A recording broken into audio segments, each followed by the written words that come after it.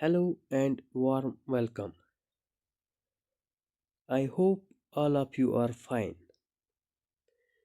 आज हम एक और इम्पॉर्टेंट टॉपिक डिस्कस करेंगे एवोल्यूशन ऑफ जियोग्राफिकल थॉट से। आज का हमारा टॉपिक है contribution of Arab scholars in geography. इसमें हम कुछ इम्पॉर्टेंट पॉइंट्स डिस्कस करेंगे जो आपको वेरियस एग्जामिनेशन में हेल्पफुल होंगे। अगर हम देखेंगे 8th टू 14th सेंचुरी, इस पीरियड में अरब स्कॉलर्स ने बहुत ज़्यादा कंट्रीब्यूशन की है जियोग्राफी में। इस पीरियड को गोल्डन एज कहा जाता है अरब जियोग्राफी के लिए। This period is known as golden age of exploration, cartography and scientific thought. Arab scholars were the custodians of various branches of knowledge. They preserved, translated, and expanded upon Greek, Persian, and Indian geographical knowledge. तो short में अगर हम देखेंगे कि जो 8th to 14th century है, इस period में अरब स्कॉलर्स ने जियोग्राफी में बहुत ज़्यादा कंट्रीब्यूशन की है। This period was after the dark age, और इस पीरियड को golden age of exploration, cartography और साइंटिफिक थॉट कहा जाता है। अरब्स को protectors of various branch of knowledge कहा जाता है। उन्होंने जियोग्राफिकल नॉलेज को प्रिजर्व किया, ट्रांसलेट किया और ग्रीक, पर्शियन और इंडियन जियोग्राफिकल नॉलेज जो थी उसको एक्सपेंड किया। उस टाइम में एक लाइब्रेरी थी जिसका नाम था बैतुल हिकमा। वो खलीफा अल मामून ने एस्टेब्लिश की थी। उस लाइब्रेरी में बहुत सारे एरिया से, बहुत पूरे वर्ल्ड से डिफरेंट स्कॉलर्स को लाया गया। उनको काम दिया गया कि वो डिफरेंट ब्रांचेस यानी कि ग्रीक, पर्शियन और इन डिफरेंट लिटरेचर को ट्रांसलेट करे ताकि अरब जियोग्राफर्स को इससे हेल्प मिले। अरब जियोग्राफी जो फ्लोरिश हुई इस टाइम में, इसमें कुछ इम्पॉर्टेंट फैक्टर्स रिस्पॉन्सिबल थे। कौन कौन से फैक्टर्स रिस्पॉन्सिबल थे? Trade, pilgrimage, open mindedness and inquisitive nature, Islamic brotherhood, administration and scientific curiosity. So you know that Arabs were traders. They used to go for trade from one part of the country to another region of the world. So this process, during these travels, they used to discover geographical facts. So trade और travels एक important चीज़ थी जिससे उन्होंने geography में बहुत ज़्यादा inventions या discoveries किए।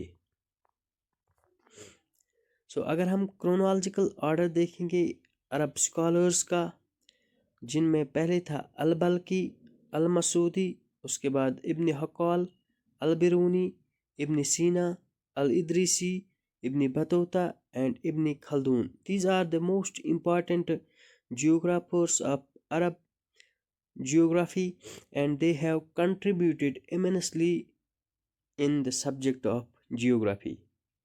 और कभी कभी एग्जामिनेशन में क्रोनोलॉजिकल ऑर्डर भी पूछा जाता है। पहले कौन था? अल बल्की के बाद अल मसूदी, उसके बाद इब्न हक्काल, अल Biruni, Ibn Sina, Al Idrisi, Ibn Battuta और लास्ट में इब्न खल्दून। ये सीक्वेंस आपको याद रखनी है। देन हम स्टार्ट करेंगे कंट्रीब्यूशन ऑफ अल बल्की से। अल बल्की ने कलेक्ट किया था क्लाइमेटिक डेटा, और इसने वर्ल्ड की फर्स्ट क्लाइमेटिक एटलस बनाई थी। उस एटलस का नाम था किताबुल अशकाल। ये बुक इसने बनाई थी 1921 में। अल बल्की की जो फेमस कंट्रीब्यूशन है, that is he prepared the first climatic Atlas known as Kitabul Ashkal in 1921. After that, we have Ibn Haqqal. Ibn Haqqal, he was the resident of Baghdad. उसने एक important book लिखी थी known as a book of roots and religions. इस book में इसने discuss किया था एक इम्पॉर्टेंट फेमस पॉइंट जो इस बुक का है, that is I have described the earth in length and breadth and I have written about the Muslim countries. So ये स्टेटमेंट कभी पूछते हैं कि ये स्टेटमेंट किसने दिया है, दैट इज़ इब्न हक्काल. इब्न हक्काल ने कहा था कि that I have described the earth in length and breadth and I have written about the Muslim countries. He has also provided accounts of European countries. इसने यूरोपियन कंट्रीज़ के बारे में भी अपनी बुक्स में लिखा है. उसके बाद जो सबसे इम्पॉर्टेंट स्कॉलर अरब जियोग्राफी में था, that is Al Masudi. Al Masudi ने बहुत ज़्यादा कंट्रीब्यूशन की है जियोग्राफी में, इसलिए इसको द हेरोडोटस ऑफ अरब्स भी कहा जाता है. सो फर्स्ट पॉइंट जो इसको टाइटल मिला है, that is Al Masudi is known as Herodotus of the Arabs. So he was the scholar of geography, cosmology, meteorology and astronomy. बहुत सारी ब्रांच में इसने कंट्रीब्यूट किया है जियोग्राफी, कॉस्मोलॉजी, मेट्रोलॉजी और एस्ट्रोनॉमी में. और इसकी जो नोटेबल वर्क्स है, नोटेबल बुक्स है, उनमें किताब मुरोज अल दुहाब, उसको गोल्डन मीडोज़ भी कहा जाता है, किताबुल तनबी वल इशरफ, किताबुल अकबरुल ज़मान एंड किताबुल औसत. ये इसकी इम्पॉर्टेंट बुक्स हैं. लेकिन इन बुक्स में जो इम्पॉर्टेंट है, दैट इज़ किताब मुरूज अल दुहाब, जिसको गोल्डन मीडोज़ भी कहा जाता है. ये बुक इस टाइम पे अवेलेबल है. बाकी सारी बुक्स हमारे पास इनका लिटरेचर अवेलेबल नहीं है, they have been lost. Al Masudi को क्लियर कंसेप्ट था that the shape of earth is spherical in nature. So he also believed in the sphericity of the earth. और इसने लिमिट्स बताए थे ओशंस और continents के. And he placed Japan and eternal islands as eastern and western limits. यानी कि इसने कहा था जो ओशंस और कॉन्टिनेंट्स का ईस्टर्न और वेस्टर्न लिमिट है, उसने वहाँ पे प्लेस किया था जापान को ईस्टर्न साइड पे, और इटरनल आइलैंड्स को इसने कहा था ये वेस्टर्न लिमिट है. He has also described that Arabian Sea is the largest in the world. So as per Al-Masudi, Arabian Sea is the largest sea in the world. He has given the details of 7 seas of the east. इसने 7 seas के बारे में भी लिखा है जो उसने कहा था ये ईस्ट में है. अल-मसूदी ने अटलांटिक ओशन को डार्क ग्रीन सी का नाम दिया है. And he has declared Caspian C as a lake. So इसने कैस्पियन सी को लेक पहली बार कहा था. He described the Volga river as the vital commercial highway. जो वोल्गा रिवर है यूरोपियन कंट्रीज़ में है, उसको इसने कहा था ये एक कमर्शियल हाईवे है जहाँ से ट्रांसपोर्टेशन, ट्रेड और कॉमर्स होता है, और इस रिवर पे इम्पॉर्टेंट टाउन्स लोकेट है. So he described that Volga river is a vital commercial highway. So in geomorphology he said that landforms pass through a cycle of development from youthful stage to maturity and finally to the old stage, the stage of peniplanation.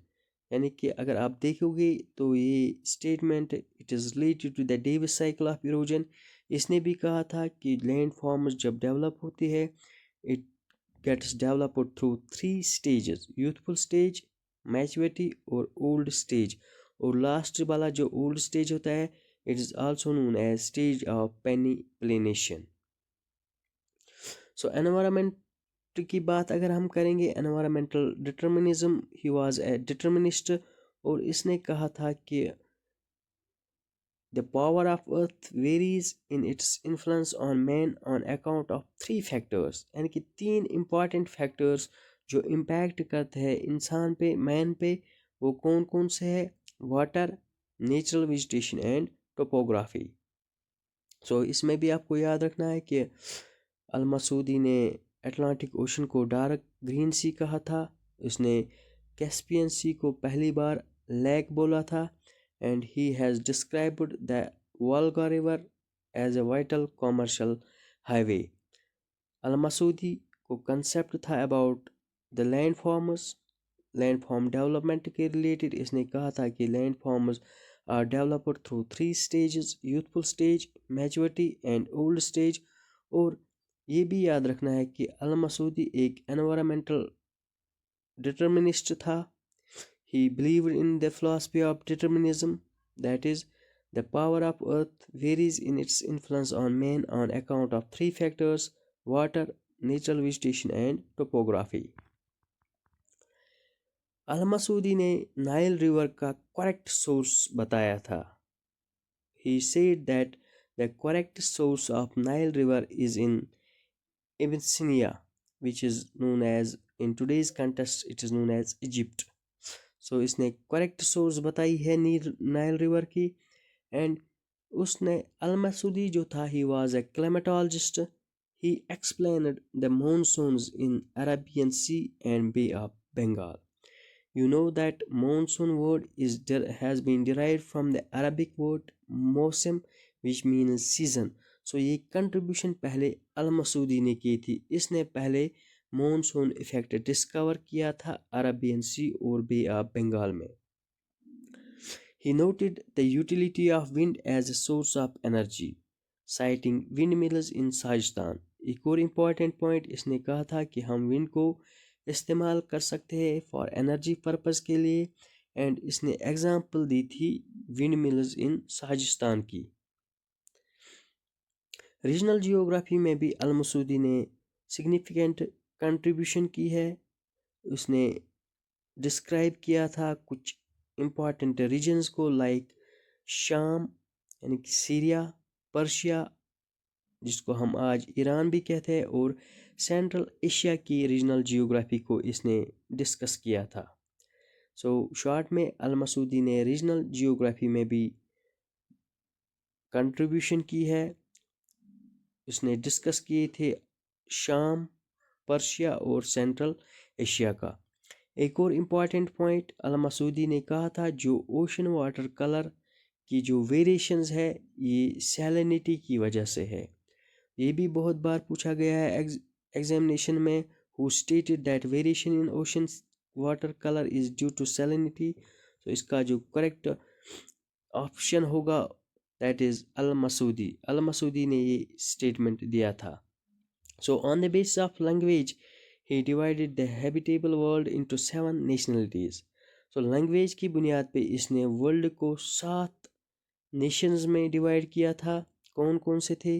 Persians, चाल्डियंस जिनको Arabs भी कहा जाता था, Greeks, Egyptians and Libyans, Turks, Hindus and Chinese.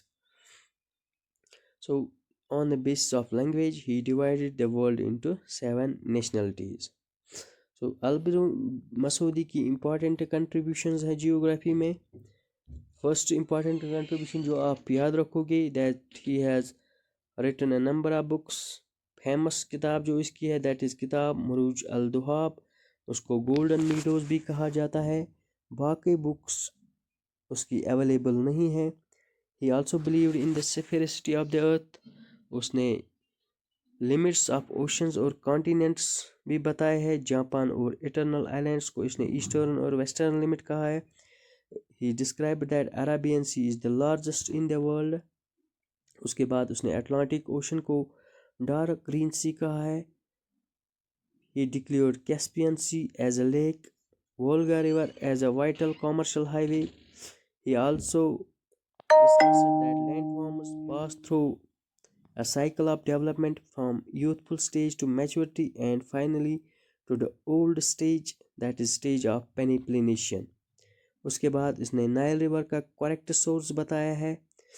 He was A climatologist. उसने monsoons को explain किया है Arabian सी और बे ऑफ बंगाल में। उसने कहा था कि विंड्स को हम as a source of energy utilise कर सकते हैं। इसने रीजनल जियोग्राफी में कंट्रीब्यूट किया है and he stated that variation in ocean colour is due to salinity. और on the basis of language he divided the world into 7 nationalities. ये कुछ इंपॉर्टेंट पॉइंट्स है regarding the contribution of Al Masudi. Al Masudi के बाद जो important scholar था Arab geography का, whose name was Al-Biruni. Al-Biruni was a great scholar with encyclopedic mind, and he was having the knowledge of various branches like philosophy, religion, linguistics, mathematics, astronomy, and physics. But Al-Biruni was deeply interested in science. Al Biruni को कुछ important titles भी मिले हैं, like he is known as founder of Indology, first anthropologist, Al Ustad the master, great polymath. So ये कुछ important titles है जो अल-बिरूनी को मिले हैं। क्या क्या टाइटल मिला है? Founder of Indology, first anthropologist, Al Ustad the master for his remarkable contribution in 11th century. So अगर हम देखेंगे अल-बिरूनी की जो पोजीशन एज ए साइंटिस्ट और स्कॉलर है, that may be appreciated from the fact that 11th century is known as age of अल-बिरूनी। यानी कि जो 11th century है उसमें अल-बिरूनी की बहुत ज़्यादा कंट्रीब्यूशन थी as a scholar, as a scientist. That is why इस सेंचुरी को एज ऑफ अल-बिरूनी कहा जाता है। He devised a method to determine earth's radius through mountain height observation. यानी कि अर्थ की रेडियस को इसने पहली बार मेजर किया by using mountain height observation, यानी कि कोनिकल हिल मेथड के थ्रू इसने इसको कैलकुलेट किया था। सो अल-बिरूनी जो था, he accepted the geocentric theory for the origin of universe. अल-बिरूनी ने जियोसेंट्रिक थ्योरी एक्सेप्ट की थी क्योंकि इसके माइंड में कंट्रोवर्सी थी about geocentric and heliocentric theory. Finally इसने एक्सेप्ट किया था जियोसेंट्रिक थ्योरी, जिसको हम कहते हैं earth at the centre, and for that he was criticised by the modern scholars. उसको इस पे क्रिटिसिज्म भी बहुत ज़्यादा हुआ था। अल-बिरूनी ने तमाम जो इमेजनरी लाइन्स है लाइक पोल्स और equator, latitudes, longitudes, obliquity and zodiac signs को भी डिफाइन किया है। अल-बिरूनी ने पतंजलि's की जो वर्क थी उसको उसने ट्रांसलेट किया था संस्कृत से अरबिक में। सो अगर हम देखेंगे मेजर वर्क्स ऑफ अल-बिरूनी, उसकी इम्पॉर्टेंट बुक्स कौन कौन सी है अल-बिरूनी की। जो फर्स्ट इम्पॉर्टेंट बुक है अल-बिरूनी की, that book is known as Kitabul Hind. So Kitabul Hind deals with the geography of India. Then second book of Al Biruni is Al Tahid. Al Tahid deals with the origin of universe. So इसमें Al Biruni ने कहा था that universe is situated on the outermost sphere of limited sphere. So Al Biruni की important book that is Al Tahid, it deals with the origin of universe. Al Biruni की एक और important book है that is he wrote रिसाला। इसने day और night के बारे में एक बुक लिखी थी दैट इज रिसाला।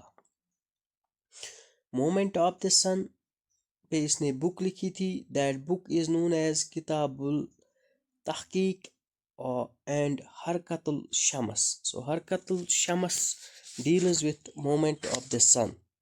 उसके बाद कुनानुल अल-मसूदी एक और बुक है that was written by Al-Biruni on the eclipse, both solar and lunar Eclipse.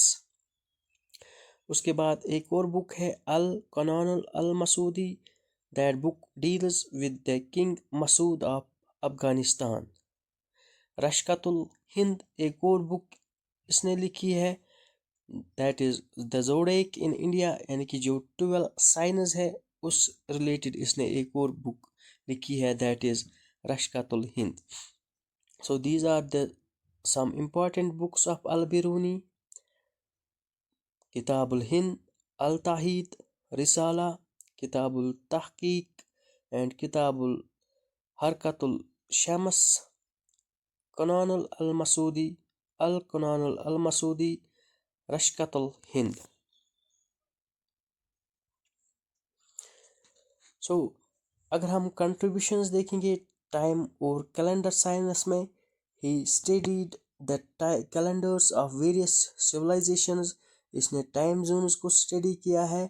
और जो बुक रिसाला इसने लिखी थी उसमें इसने कंसेप्ट दिया था 6 month डे एट पोल्स, यानी कि इसने कहा था कि जो पोल्स है वहाँ पे 6 महीने का दिन होता है. So twilight accuracy occurs when sun is 18 degree below horizon, यानी कि इसने twilight के बारे में भी कहा था. twilight एक पीरियड होता है, it is between day and night, जहाँ पे हमें लगता है जब सूरज डूबता है उसके बाद कुछ रोशनी होती है एटमॉस्फेयर में, that light is known as twilight.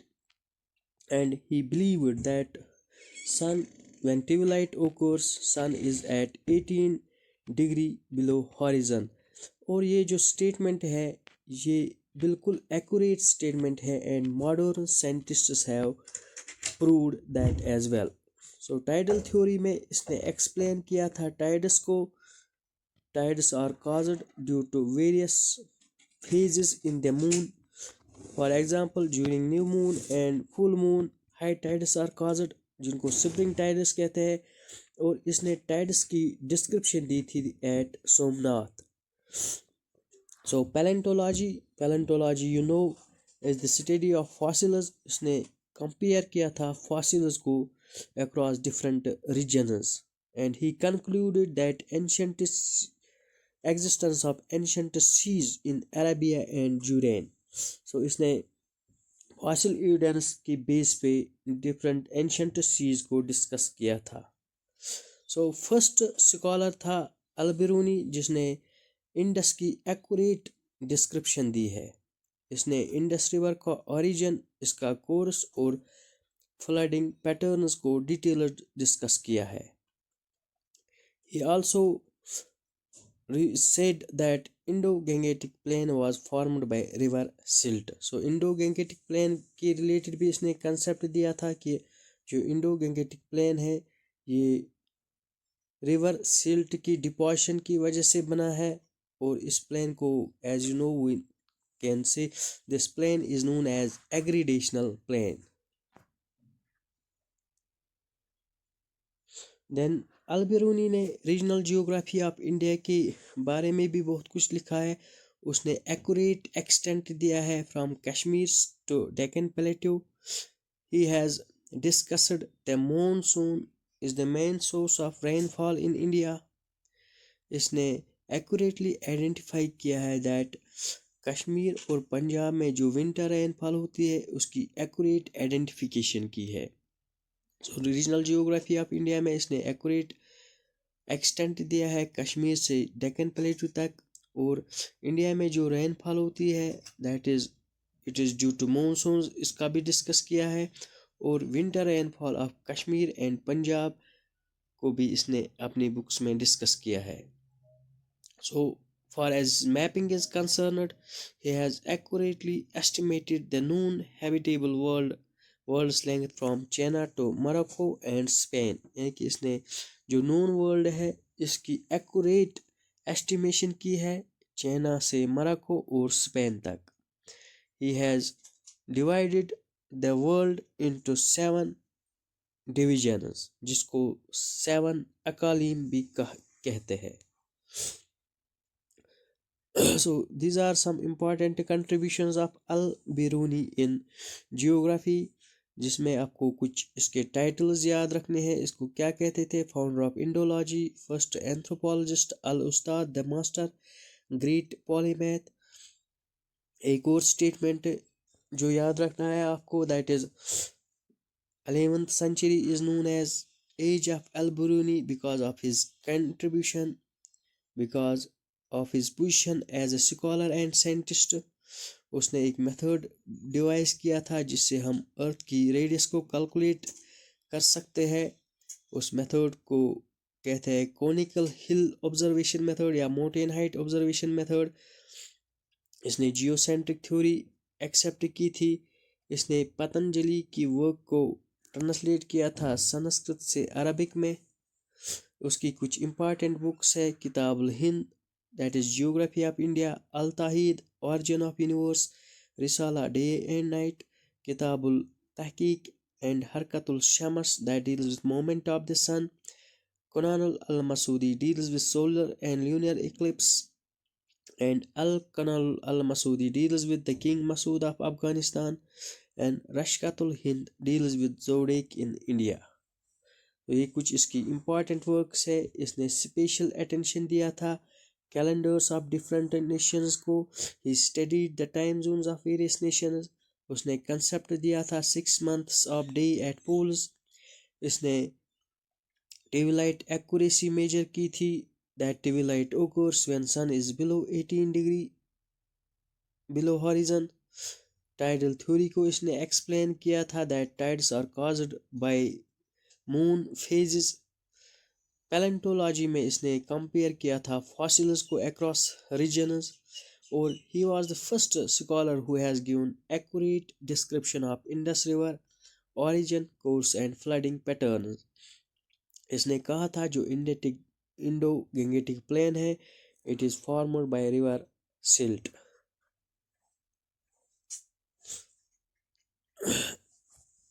Then he has discussed the regional geography of India. He has given accurate extent from Kashmir to Deccan Plateau. He believed that monsoons is the main source of rainfall in India, and he has accurately identified winter rainfall of Kashmir and Punjab.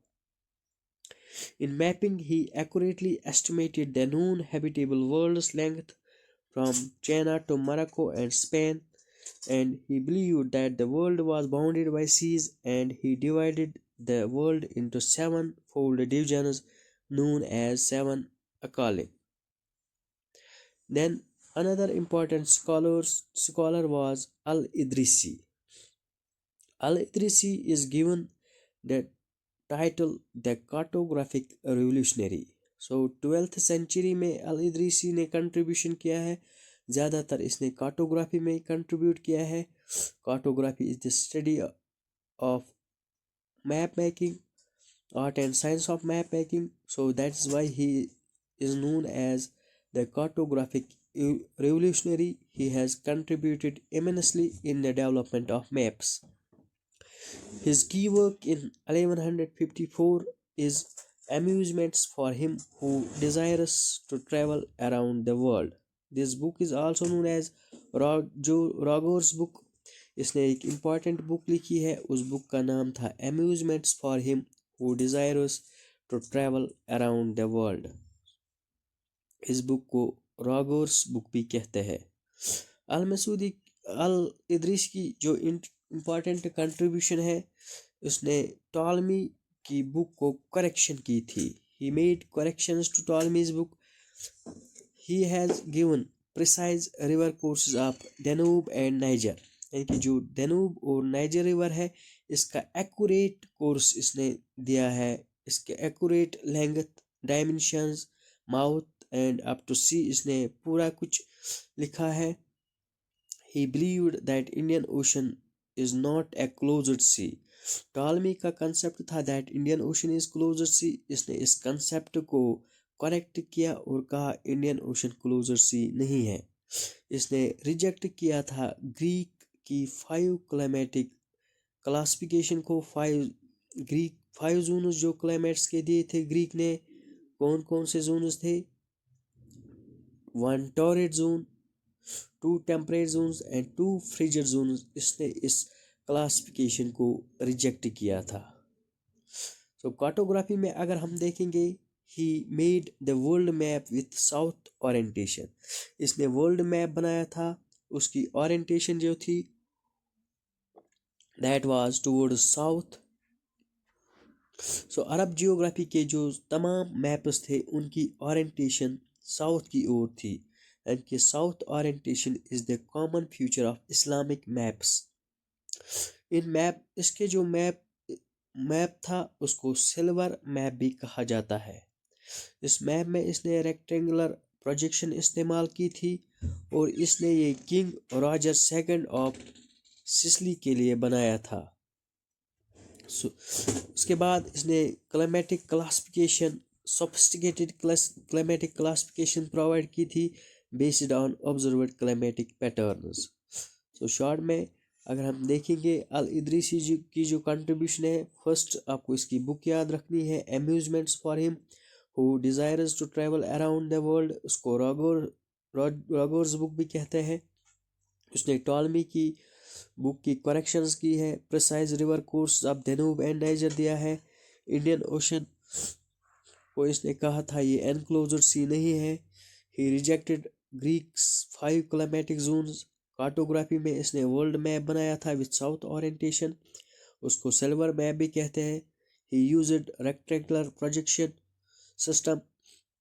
He created the map for king Roger second. और climatic classification उसने more sophisticated climatic classification दी है as compare to Greek system based on observed climatic patterns. Then we have one more geographer whose name was Ibn Battuta.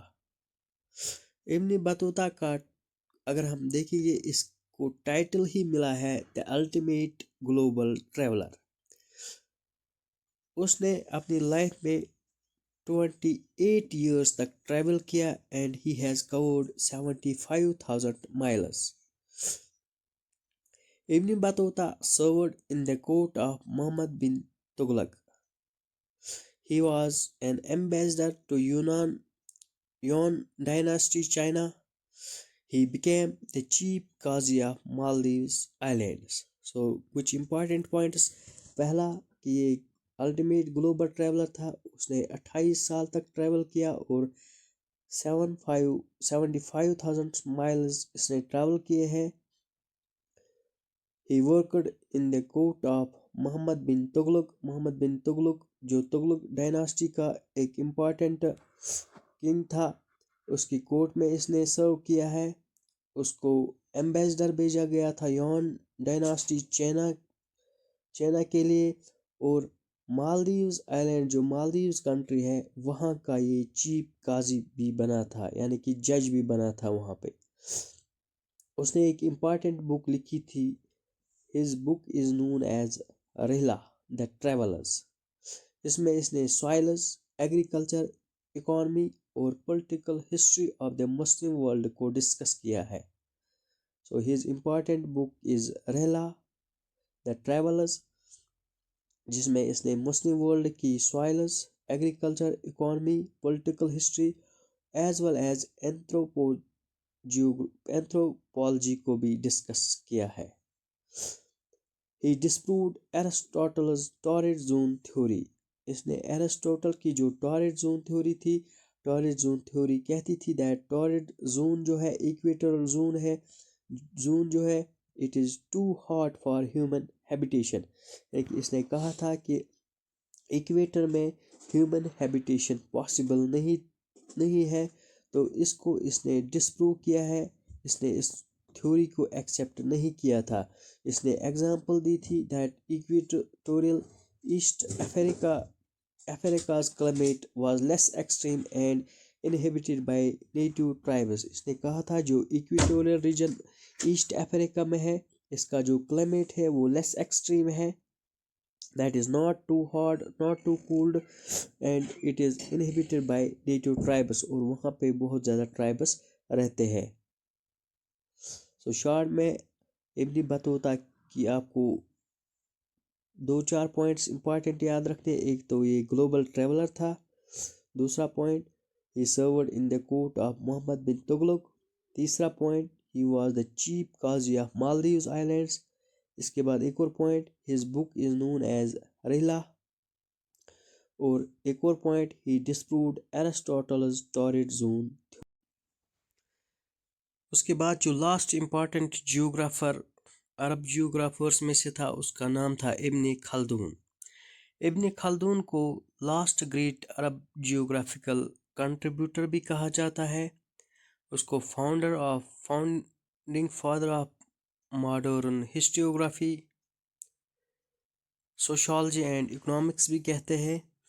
He is the first environmental determinist and he tried to scientifically correlate man with environment. So ये चीज़ें आपको याद रखनी है। Last great अरब geographical contributor इसको कहते हैं इब्न Khaldun को। फाउंडिंग फादर ऑफ हिस्टोरियोग्राफी कहा जाता है, सोशोलॉजी और इकोनॉमिक्स का भी। और फर्स्ट एनवायरमेंटल डिटर्मिनिस्ट इसको कहते हैं। So he was also a determinist. He believe that environment controls the course of human action. तो इसने अपनी बायोग्राफी में लिखा है that his autobiography traced lineage to Prophet Muhammad, peace be upon him. At 45, he completed his monumental work Muqaddimah, which discussed human society across various aspects. So 45 जब इसकी as हुई, इसने एक इम्पॉर्टेंट बुक कंप्लीट की। That book is known as मुकद्दिमा, जिसमें इसने human society को डिस्कस किया है। मुकद्दिमा को इसने 6 सेक्शंस में डिवाइड किया है। ही डिवाइडेड मुकद्दिमा इनटू 6 सेक्शंस।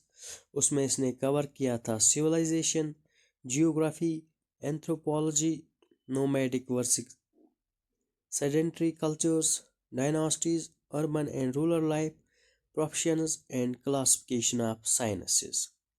सो इब्न खल्दून की जो इम्पोर्टेंट बुक है दैट इज़ मुकद्दिमा, that deals with civilization, geography, anthropology, nomadic versus sedentary cultures, dynasties, urban and rural life, professions, and classification of science. Ibn Khaldun जो था, he was a determinist. He believed in the philosophy of determinism. पहले भी कहा मैंने। इसने कहा था कि जो मैन इंसान का लाइफ स्टाइल है, it is shaped by environment. इसने एग्जांपल दी थी डेजर्ट नोमैड्स की। Desert nomads are most primitive and pure, and he believed that temperate regions are optimal for human growth. So he supported his determinism philosophy by giving the example of desert nomads and temperate reasons. इसने states theory भी establish की थी that states develop through a natural sequence of growth, maturity, decline and fall. ये concept उसके बाद रेड्जल ने adopt किया था। रेड्जल ने इस कंसेप्ट का नाम रखा था लेबन सिरोम। कि इसने कहा था कि जो स्टेट है वो नेचुरल सीक्वेंस में डेवलप होती है। पहले ग्रोथ होती है, उसके बाद मैच्योरिटी, और एक वक्त आता है कि ये स्टेट भी डिक्लाइन होती है। तो ही believe that states develop through a natural sequence of growth, maturity, decline and fall. Population geography में इसने कंट्रीब्यूट किया है। उसने कहा था कि जो नॉर्दर्न हेमिस्फीयर है, इट इज़ डेंसली पॉपुलेटेड। और उसने कहा था कि पॉपुलेशन डेंसिटी की जो पीक कंसंट्रेशन है, it is up to 64th parallel, यानी कि 64th लैटिट्यूड तक पॉपुलेशन इंक्रीज होती है। उसके बाद पॉपुलेशन फिर से डिक्रीज होती है। उसने कहा था इसके लिए कुछ फैक्टर्स रेस्पॉन्सिबल है, like intense heat at equator and at poles excessive cold.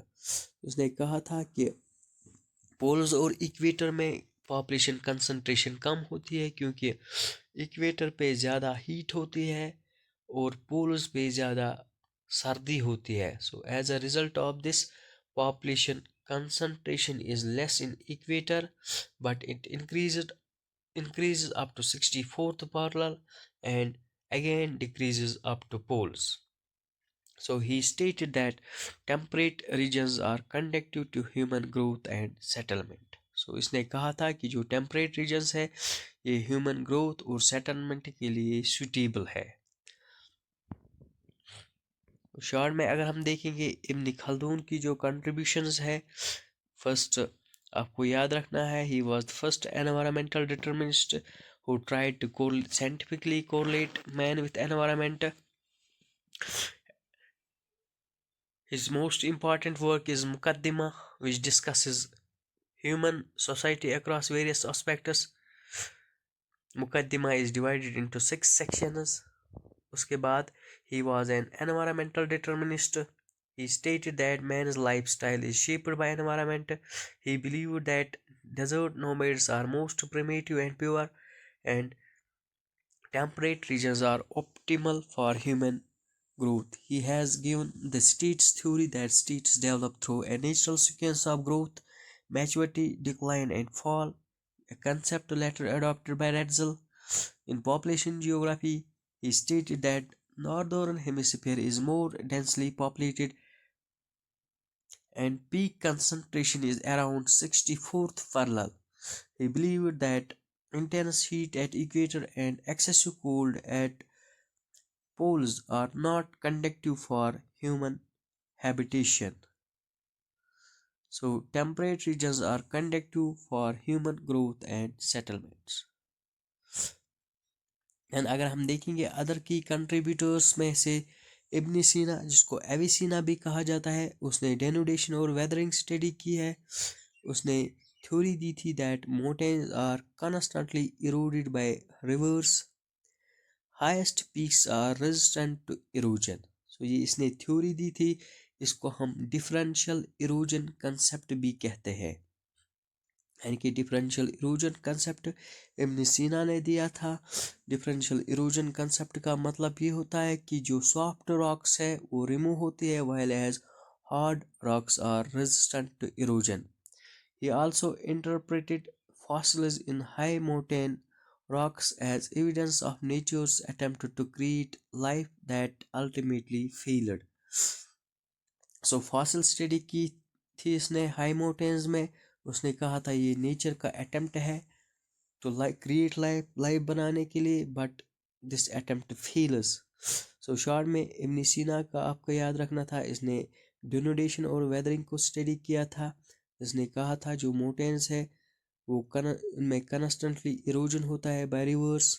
जो हाईएस्ट पीक्स है that are resistant to erosion. उसके बाद एक और इम्पॉर्टेंट स्कॉलर अल मुकदसी, इसका जो इम्पॉर्टेंट कंट्रीब्यूशन है, इसने वर्ल्ड को 14 क्लाइमेटिक जोन्स में डिवाइड किया था. सो ये कुछ और जियोग्राफर्स थे जिसमें इब्न सीना और अल मुकदसी की कंट्रीब्यूशन है. अल मुकदसी ने वर्ल्ड को 14 क्लाइमेटिक रीजन्स में डिवाइड किया था. So by closing this we can say that the works of Arab scholars, including Ibn Khaldun, were not translated into Latin or other languages until the 19th century, limiting their impact on global scholarship. So यहाँ पे हम देख सकते हैं कि जो Arab scholars की books थी, वर्क्स थी, उनको ट्रांसलेट नहीं किया गया लैटिन और अदर लैंग्वेज में up to 19th century. As a result of this Arab scholars का जो इम्पैक्ट ग्लोबली रहा वो बहुत कम रहा. So this was all about the contribution of Arab scholars in the development of geography. I hope you will like this video, you will follow my channel, and you will subscribe this channel. We will again come with another lectures on the evolution of geographical thought, and after this lecture we will now discuss various schools of geographical thought, जिसमें हम contribution of German school, French school, British school को discuss करेंगे. And we will also discuss the Soviet school in the coming lectures. Thank you very much for watching this. I hope that you will subscribe to my channel, The Geographical Knowledge, at the rate of Feroz 99. Thank you very much.